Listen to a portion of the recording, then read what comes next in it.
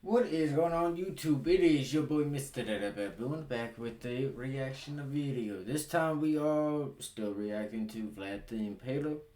This is episode number 3, Rising the Stakes. I'm pretty sure we can all guess what that means. And I think that means what I think it means. We're gonna find out if it is. Let me know what you guys think about this little series we are watching. Like, comment, subscribe, turn on post notifications. Let me know down below in the comments what you guys' thoughts are on this series so far. What you guys' thoughts are on Vlad. All this, you know what I mean? Just let me know what your thoughts are about this whole series so far. So, we're going to be reacting to this, all this stuff. You can find the video link and the channel link down below in the description. If you guys want to watch it, you guys can. Let's go and get into this. I got a link.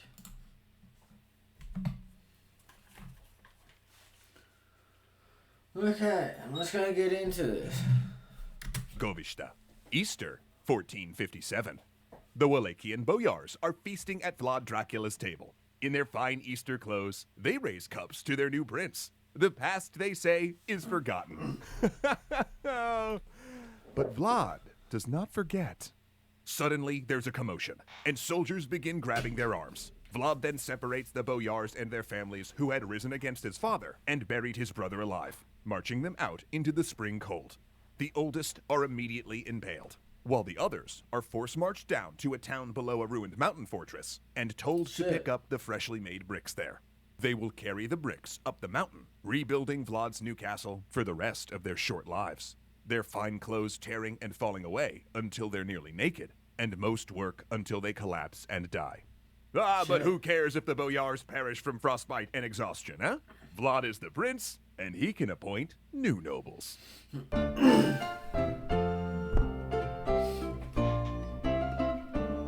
Shit.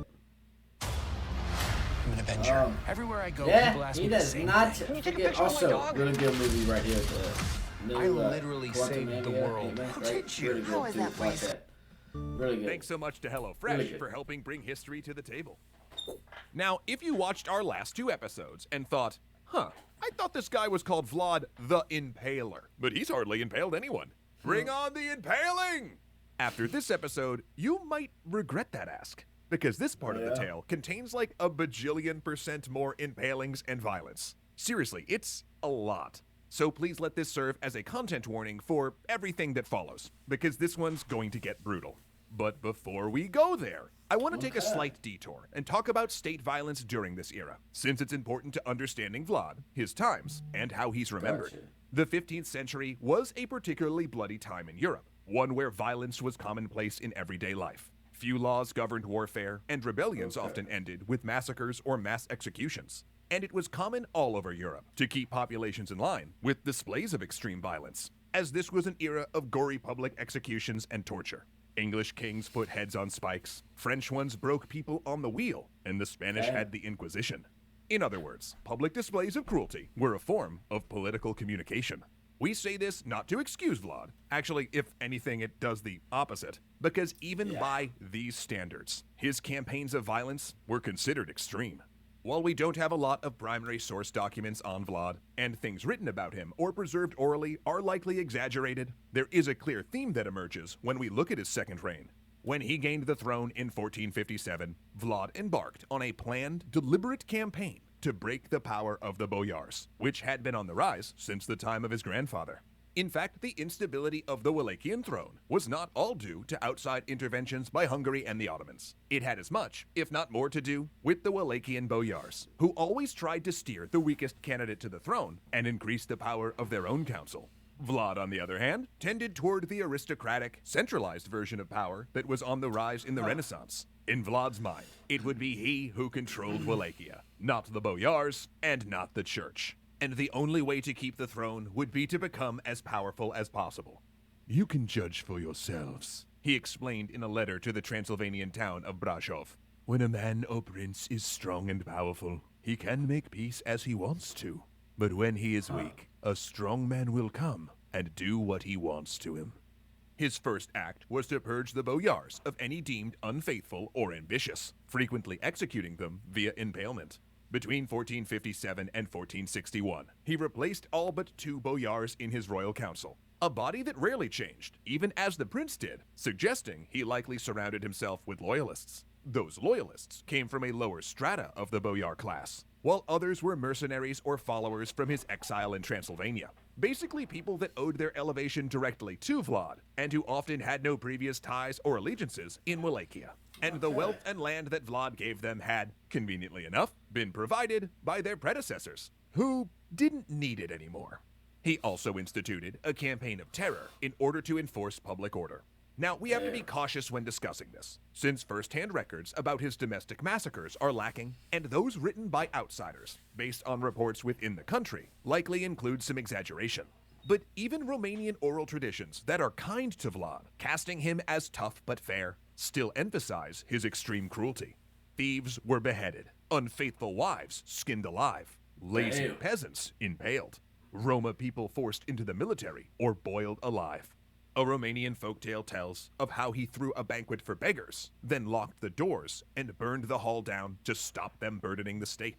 And several accounts discuss him impaling priests who did not show him suitable respect. In another story, 2 diplomats, in some versions representatives of the Ottomans, in others Genoese Italians, once said it was against their custom to remove either their turbans or skullcaps before Vlad. So, he supposedly honored this tradition by having their head coverings nailed to their skulls. And while we can't verify the truth of all these stories, they all share common elements. They portray a ruler who is trying to assert not only his own authority, but who wants to enforce a strict moral code, emphasizing hard work and deference to authority. They also suggest a tendency towards sadism. But the massacres reached a new height when it came to the Transylvanian town of Brajov, which he had wrote to early in his reign, promising his protection if they agreed he could retreat there in the event of being dethroned. Though relations between Vlad and Brajov got rocky fast. See, Brajov was the center of German-Saxon settlement in Transylvania, and a major location for trade and manufacturing. And while it happily sent Vlad artisans, it was also under pressure from Hungary, who by this point realized Vlad was not going to be a Hungarian vassal, to throw their support behind one of Vlad's relatives instead. 2 of which, just happened to be hanging around Saxon Transylvania, waiting for their moment, including Vlad's half-brother, Vlad the Monk. Because again, this series needed more guys named Vlad. Vlad kept up the dance of diplomacy with the Transylvanian Saxons for a couple of years, ordering them to expel the pretenders, and occasionally carrying out reprisals to make it happen. But by 1459, when the Saxons recognized a third pretender, his patience ran out. He rounded up 41 Brashov merchants living in Wallachia and impaled them. Then he had 300 other Saxons burned alive, claiming that some were spies. Then he led a 2-pronged attack into southern Transylvania, burning towns and attacking the outskirts of Brashov before withdrawing. This attack killed thousands and remains one of Vlad's most infamous acts. In retaliation, the Saxons of Brashov threw their full support behind another one of Vlad's relatives, Dan the Pretender, to make a try for the throne. And just from the fact that history remembers this guy as the Pretender, you can probably guess that that did not go well. Captured after a brief battle, Dan supposedly knelt while his grave was dug in front of him, all the while a priest conducting a burial service while the terrified man was still alive, all of which climaxed when an executioner's axe fell, dropping the Pretender's head into an open pit. 3 years into his second reign, Vlad had, through utter brutality, achieved many of his goals. He terrorized the boyars into submission or replaced them, strengthened his power, and created a spectacle of gore so incredible that both pretenders to the throne and foreign enemies along the border would think twice about trying to unseat the son of the dragon. And so he turned to foreign policy, the Ottomans. Though Vlad started his reign by paying Mehmed financial tribute, that first payment was the only one he'd sent. And by 1461, he was 3 years past due, and Mehmed was looking for a meeting to clear up the diplomatic frostiness. The envoys of Mehmed came in force, a Greek diplomat and a Turkish commander at their head.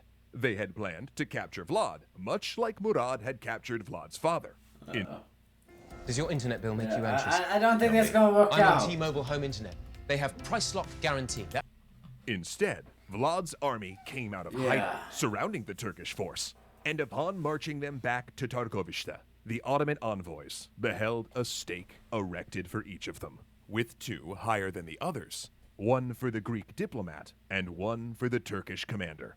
Within weeks, Vlad's army was across the Danube River, ravaging Turkish territory, impaling thousands of prisoners, and burning civilians in their homes.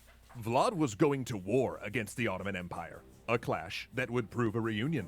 For leading the Turkish army against him was his childhood companion Mehmed, and at the Sultan's right hand, someone even closer to home, Vlad's own brother, Radu the Handsome. Oh boy. But whether you're an Ottoman emperor, a Wallachian ruler, or simply a handsome sibling, one thing's for sure, everyone's gotta eat, and no one helps you with a home-cooked meal better. That's it. That's it for that one. Let me know what you guys thought about that. I will say Vlad the Impaler is really cool. I mean, like, very, like, I would say he's cool, but I'm saying his story is really cool. But I mean, I really do like learning about him. And there's actually a couple of things on here that I didn't even know about, so that's pretty cool to learn about. Trying to see, there's 3 o'clock. You know what? I'm gonna go ahead and get these finished. So I will catch you guys later. Positivity is key, motivation is key, happiness is key. I will see you guys in the next one. You guys watch out for each other. Look, you know what I'm saying? I'm high. Yeah. I'll see you guys in the next one. You guys stay safe. Watch out for each other.